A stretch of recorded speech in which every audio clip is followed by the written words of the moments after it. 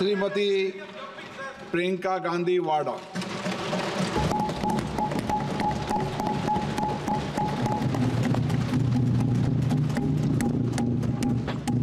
नमस्कार। माननीय अध्यक्ष महोदय जी, आज आपने मुझे इस सभा में बोलने का मौका दिया, इसके लिए मैं आपकी बहुत बहुत आभारी हूँ। सबसे पहले जो सुरक्षाकर्मी, जो जवान अफसर 13 दिसंबर को संसद की सुरक्षा के लिए शहीद हुए, उनके प्रति मैं श्रद्धांजलि व्यक्त करना चाहती हूँ। महोदय, हजारों साल पुरानी हमारी देश की, धर्म की एक पुरानी परंपरा रही है। ये परंपरा संवाद, चर्चा की रही है। एक गौरवशाली परंपरा है जो दर्शन ग्रंथों में, वेदों में, उपनिषदों में दिखती है। वाद विवाद और संवाद की हमारी पुरानी संस्कृति है। अलग अलग धर्मों में भी, इस्लाम में, सूफियों में, बौद्ध धर्म में, जैन धर्म में, सिख धर्म में भी ये वाद संवाद, ये चर्चा, बहस, इसकी संस्कृति रही है। इसी परंपरा से उभरा हमारा स्वतंत्रता संग्राम। हमारा स्वतंत्रता संग्राम विश्व में एक अनोखा संग्राम था, एक अनोखी लड़ाई थी जो अहिंसा और सत्य पर आधारित थी। ये वाद संवाद की जो परंपरा है, इसको इस संग्राम ने आगे कैसे बढ़ाया? क्योंकि ये जो संग्राम था, ये जो लड़ाई थी हमारी आज़ादी के लिए, एक बेहद लोकतांत्रिक लड़ाई थी। इसमें देश के किसान, देश के जवान, देश के मजदूर, देश के अधिवक्ता, देश के बुद्धिजीवी, चाहे किसी भी जाति के हों, चाहे किसी भी धर्म के हों, चाहे किसी भी भाषा को बोलते हों, सब इस स्वतंत्रता संग्राम में शामिल हुए। सब ने हमारे देश की आज़ादी की लड़ाई लड़ी।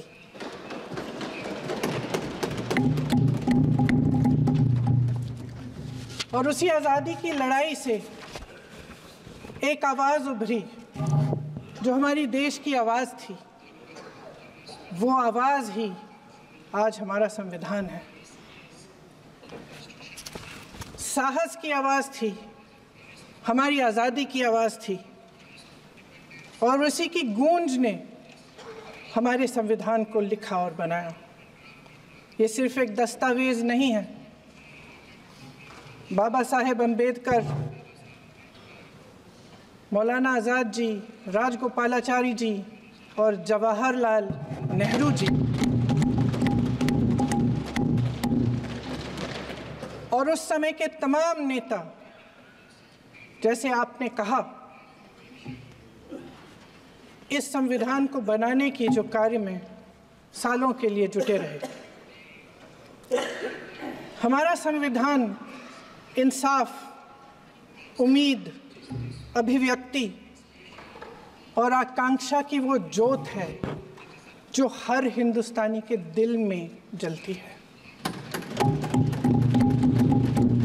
अध्यक्ष महोदय, इस ज्योत ने हर एक भारतीय को ये पहचानने की शक्ति दी कि उसे न्याय मिलने का अधिकार है, कि उसमें अपने अधिकारों के लिए आवाज़ उठाने की क्षमता है, कि जब वो आवाज़ उठाएगा तो सत्ता को उसके सामने झुकना पड़ेगा।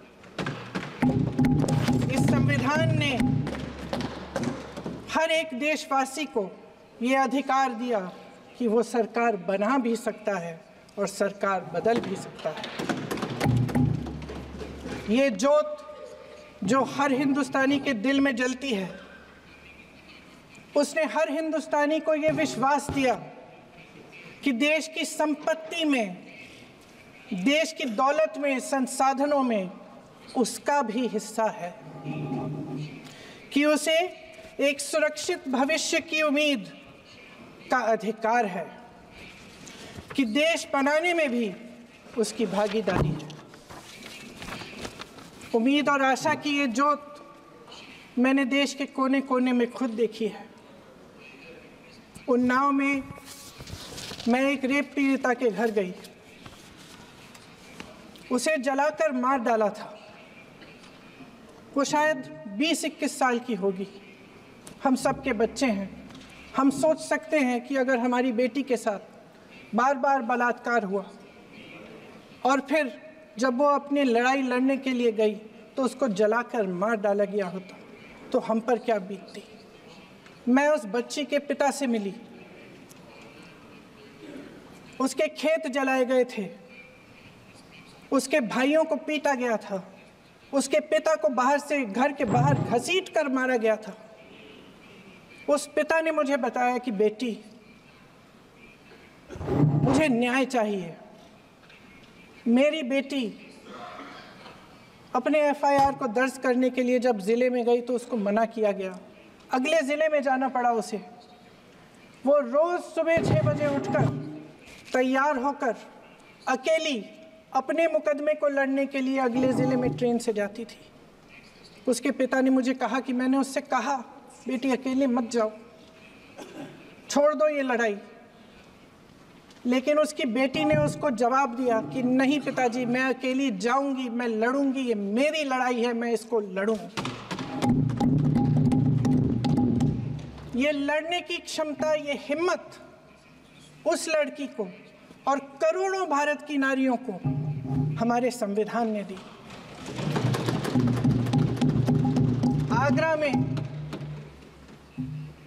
मैं अरुण वाल्मीकि के घर गई। अरुण वाल्मीकि पुलिस स्टेशन में काम करता था, सफाई का काम करता था। आप सोच सकते हैं हमारी तरह उसका भी परिवार था। नई नई शादी हुई थी, 2-3 महीनों का बच्चा था। पुलिस स्टेशन में चोरी हो गई। चोरी का इल्ज़ाम उस पर लगाया गया। उसके पूरे परिवार को उठाकर पुलिस स्टेशन में ले गए। आप हंस रहे हैं, लेकिन ये गंभीर बात है। और क्या गंभीर बात। शर्म करो, शर्म। अरुण वाल्मीकि को पीट पीट के मार डाला, उसकी बीवी को पीटा, उसके पिता के नाखून निकाले, उसके पूरे परिवार को पीटा गया।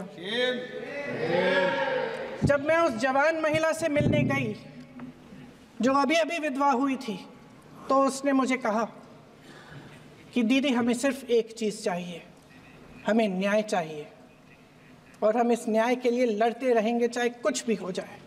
ये हिम्मत उस महिला को हमारे संविधान ने दी।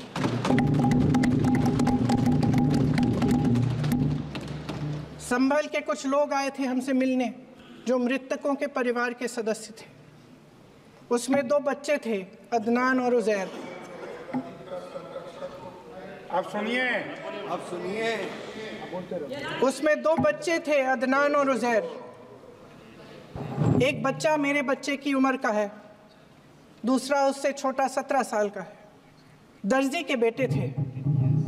दर्जी का एक ही सपना था कि वो अपने बेटों को पढ़ाएगा, लिखाएगा। एक बेटा डॉक्टर बनेगा, एक बेटा भी सफल होगा दूसरा बेटा भी अपने जीवन में सफल होगा।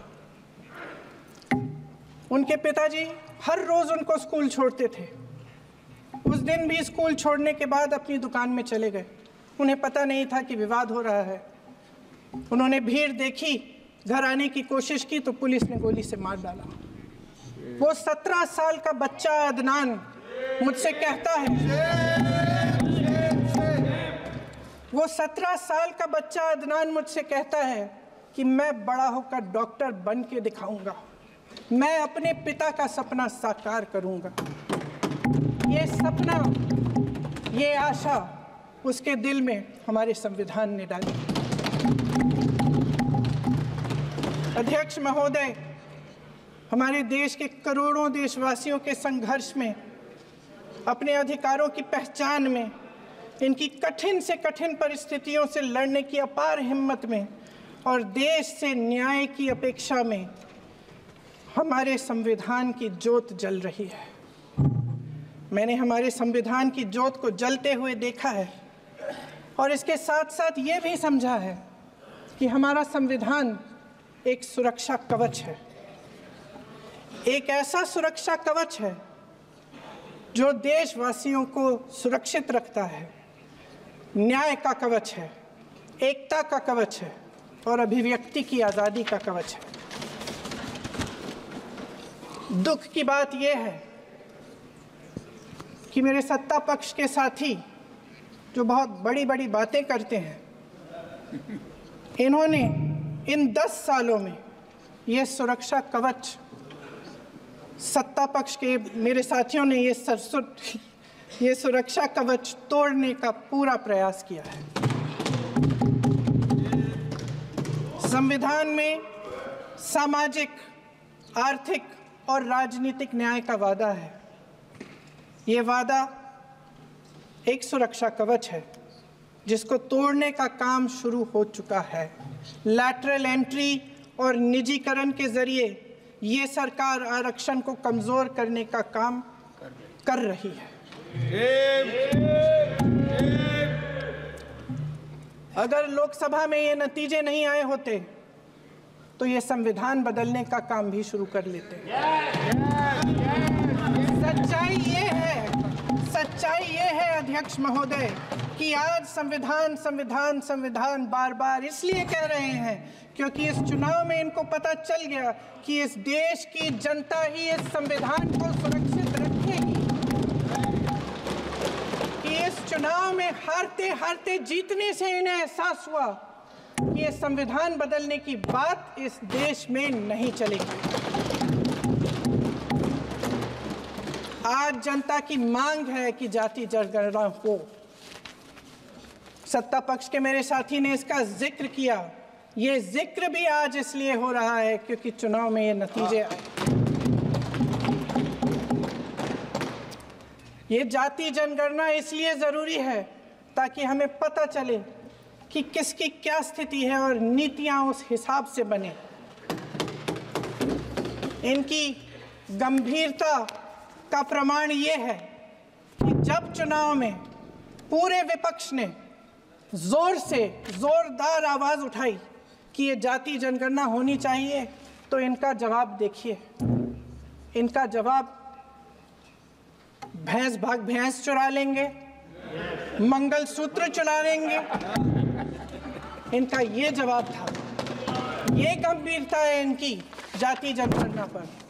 महोदय, हमारे संविधान ने आर्थिक न्याय की नींव डाली, किसानों, गरीबों और को जमीन बांटी, भूमि सुधार किया, जिसका नाम लेने से कभी कभी आप झिझकते हैं और कभी कभी उनका नाम धड़ाधड़ इस्तेमाल किया जाता है अपने आप को बचाने के लिए। उन्होंने HAL, BHEL, SAIL, GAIL, ONGC, NTPC, railways, IIT, IIM, oil refinery, तमाम PSU बनाए। अध्यक्ष महोदय, उनका नाम पुस्तकों से मिटाया जा सकता है, उनका नाम भाषणों से मिटाया जा सकता है, लेकिन जो उनकी भूमिका रही इस देश की आज़ादी के लिए और इस देश के निर्माण के लिए, वो इस देश में से कभी मिटाया नहीं जा सकता। 75 सालों में जनता का भरोसा रहा कि नीतियाँ बनेंगी तो जनता की भलाई के लिए बनेंगी। जल जंगल ज़मीन का अधिकार मिला आदिवासी भाई बहनों को। इंदिरा जी ने बैंकों का राष्ट्रीयकरण करवाया, खदानों का राष्ट्रीयकरण कराया। कांग्रेस और यूपीए की सरकारों में शिक्षा का, भोजन का अधिकार मिला। 75 सालों में जनता का भरोसा मिला। पहले संसद चलती थी तो जनता की उम्मीद होती थी कि सरकार महंगाई और बेरोजगारी पर चर्चा करेगी, कोई उपाय निकालेगी, कोई रास्ता निकालेगी। लोग मानते थे कि अगर कोई नई आर्थिक नीति बनेगी तो देश की अर्थव्यवस्था को मजबूत बनाने के लिए बनेगी, तो भारतीय बाजार को मजबूत बनाने के लिए बनेगी, उनके भविष्य को मजबूत बनाने के लिए बनेगी। किसान और आदिवासी भाई बहन भरोसा करते थे कि यदि ज़मीन के कानून में संशोधन होगा तो उन्हीं की भलाई के लिए होगा। आप नारी शक्ति की बात करते हैं, आज चुनाव की वजह से शायद इतनी बातचीत हो रही है नारी शक्ति के बारे में, क्योंकि हमारे संविधान ने महिलाओं को ये अधिकार दिया, उनकी शक्ति को परिवर्तित किया वोट में। और आज आपको पहचानना पड़ रहा है कि महिलाओं के बिना, कि नारी शक्ति के बिना ये सरकारें नहीं बन सकती हैं। इसीलिए आज आप नारी शक्ति की बातें दोहरा रहे हैं। जो आप नारी शक्ति का अधिनियम लाए हैं उसको लागू क्यों नहीं करते? वो 10 साल बाद लागू क्यों होगा? क्या आज की नारी 10 साल इंतजार करेगी उसके लागू करने के लिए? क्या बात है, क्या बात है।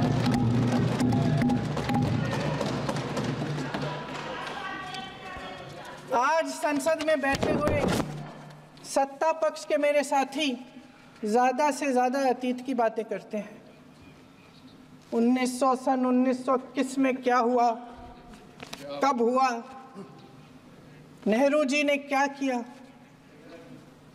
अरे वर्तमान की बात करिए, देश को बताइए आप क्या कर रहे हैं, आपकी जिम्मेदारी क्या है? कि सारी जिम्मेदारी जवाहरलाल नेहरू की है। अध्यक्ष महोदय जी, ये सरकार आर्थिक न्याय का सुरक्षा कवच तोड़ रही है। आज संसद में बैठी ये सरकार बेरोजगारी और महंगाई से जूझ रही हमारी जनता को क्या राहत दे रही है? कृषि के कानून भी बड़े बड़े उद्योगपतियों के लिए बन रहे हैं। सही एमएसपी को छोड़िए, डीएपी तक नहीं मिल रहा है।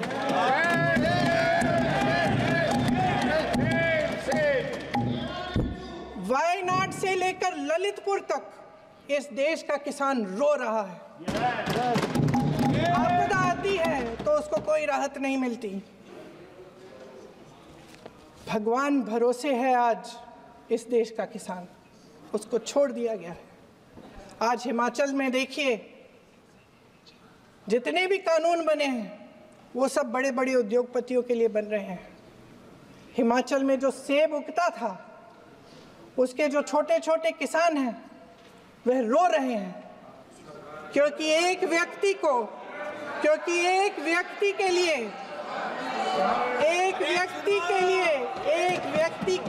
सब कुछ बदला जा रहा है। सुनने की हिम्मत रखो।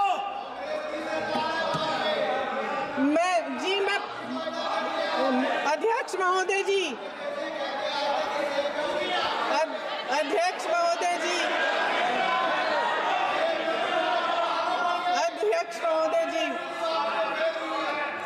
महोदय जी, अडानी जी को सारे कोल्ड स्टोरेज प्रदेश की सरकार ने नहीं दिए। अडानी जी को सारे कोल्ड स्टोरेज आपकी सरकार ने दिए हैं। देश देख रहा है कि एक व्यक्ति को बचाने के लिए 142 करोड़ देश की जनता को नकारा जा रहा है।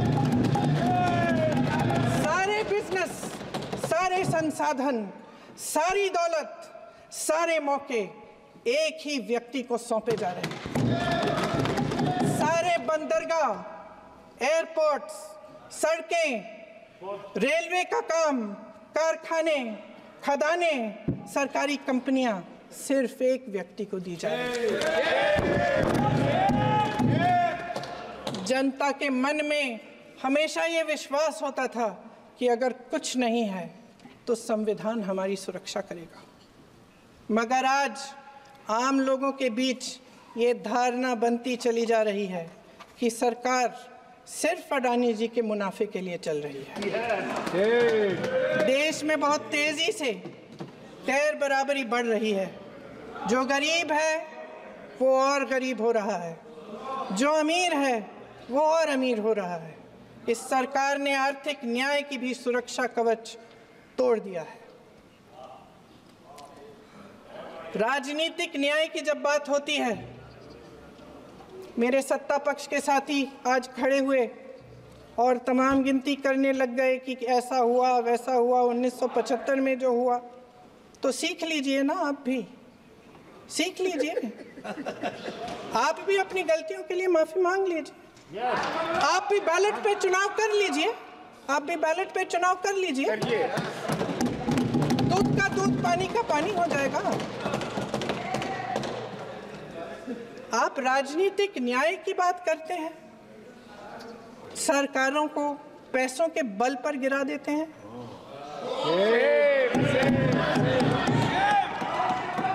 मेरा आग्रह है कि अपन संविधान में सकारात्मक बोले।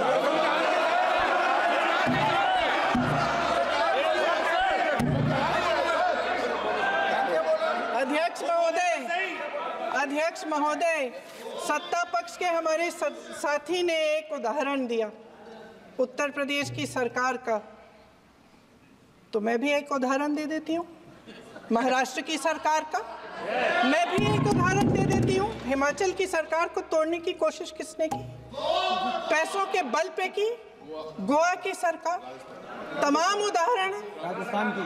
क्या ये सरकारें जनता ने नहीं चुनी थी? क्या संविधान इन पर लागू नहीं था?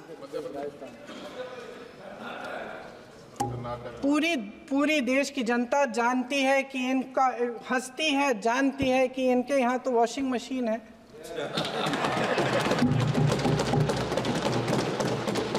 तो यहाँ से वहाँ जाता है, वो धुल जाता है। इस तरफ दाग, उस तरफ स्वच्छता। और मेरे कई ऐसे साथी हैं जो इस तरफ होते थे उस तरफ चले गए, मुझे दिख भी रहे हैं, वॉशिंग मशीन में शायद धुल गए हैं। अध्यक्ष महोदय, जहां भाईचारा और अपनापन होता था, जहां हमारे संविधान ने एकता का सुरक्षा कवच दिया था, वहां शक और घृणा के बीज बोए जा रहे हैं। एकता का सुरक्षा कवच तोड़ा जा रहा है। प्रधानमंत्री जी यहाँ सदन में संविधान की किताब को यूं माथे से लगाते हैं, लेकिन संभल में, हाथरस में, मणिपुर में जब न्याय की गुहार आती है, उठती है, तो उनके माथे पे शिकन तक नहीं आता।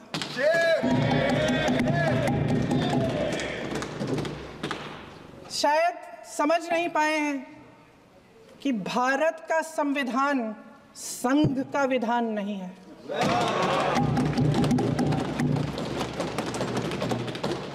भारत के संविधान ने हमें एकता दी, हमें आपसी प्रेम दिया। उस मोहब्बत की दुकान जिस पर आपको हंसी आती है, उसके साथ करोड़ों देशवासी चले। करोड़ों देशवासियों के दिल में एक दूसरे के लिए प्रेम है, घृणा नहीं है।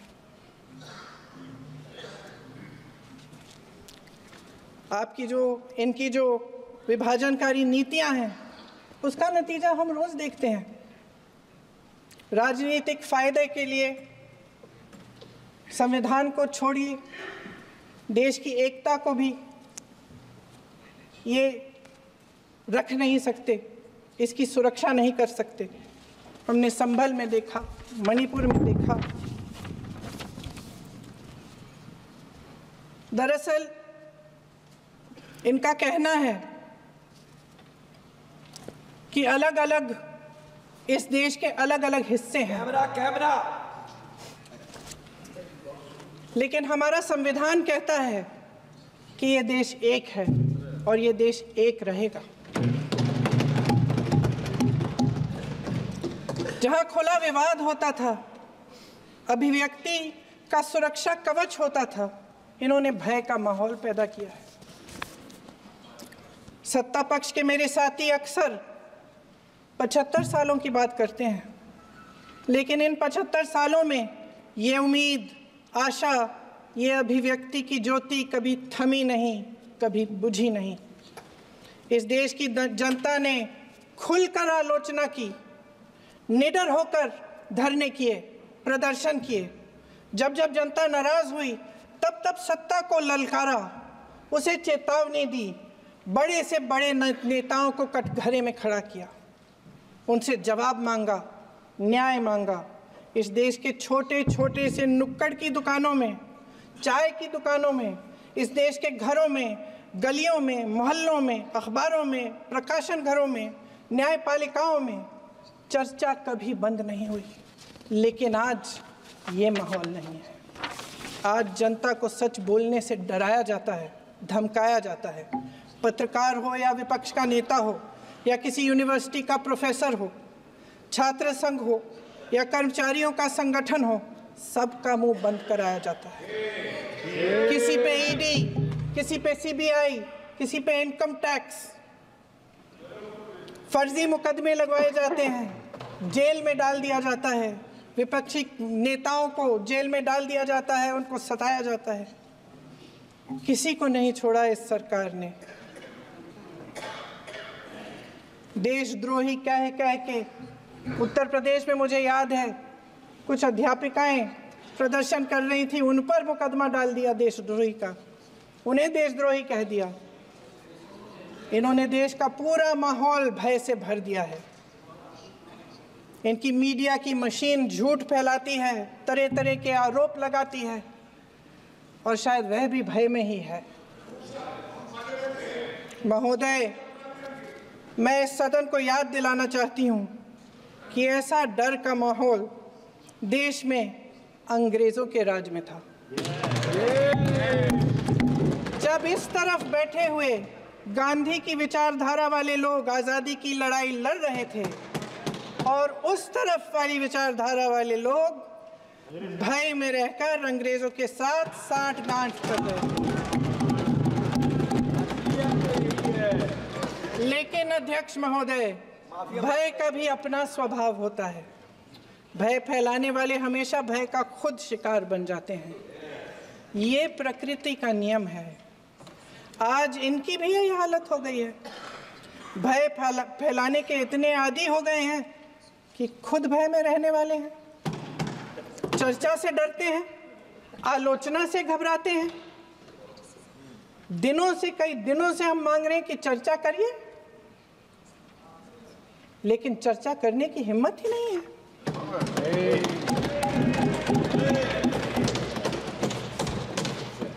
एक कहानी होती थी अध्यक्ष महोदय, शायद बचपन में आपने भी सुनी होगी। राजा भेष बदलकर बाजार में आलोचना सुनने जाता था। ये सुनने जाता था कि प्रजा मेरे बारे में क्या कह रही है, मैं सही रास्ते पे चल रहा हूँ कि नहीं। लेकिन आज का राजा, भेष तो बदलते हैं आज के राजा, शौक तो है उनको भेष बदलने का, लेकिन न जनता के बीच जाने की हिम्मत है और न आलोचना सुनने की। महोदय, मैं तो सदन में नहीं हूँ।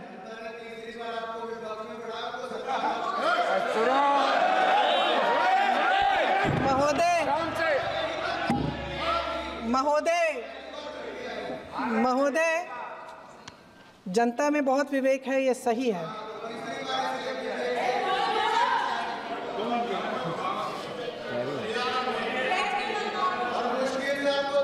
अच्छा महोदय, मैं सदन में नहीं हूँ,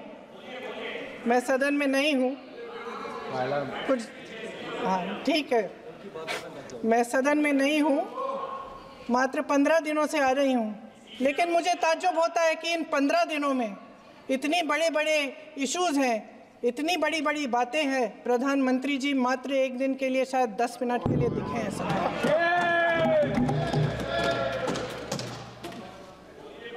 बात यह है अध्यक्ष महोदय जी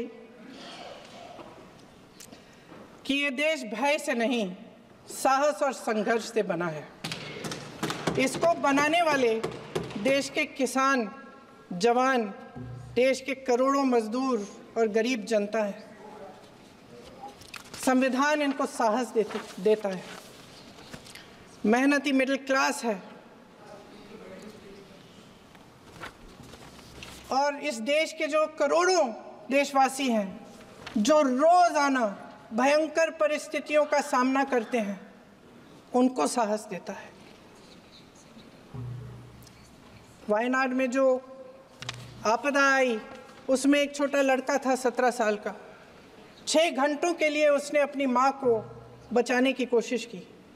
6 घंटों के लिए आप सोच सकते हैं कि अगर नदी की धारा बह रही है, नाराज़ है, आप अपनी माँ को पकड़े हो, 6 घंटों के लिए पकड़े रखते हो कि मेरी माँ बच जाएगी, और अंत में वो माँ भी बह जाती है।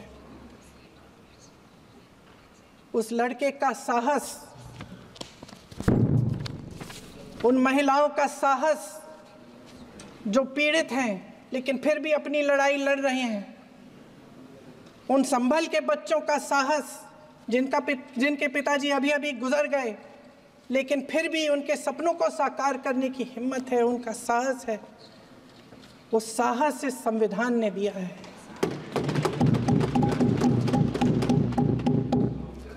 वो आत्मविश्वास इस संविधान ने दिया है। ये देश भय से नहीं चल सकता, ये देश साहस से ही चलेगा। भय की भी सीमा होती है।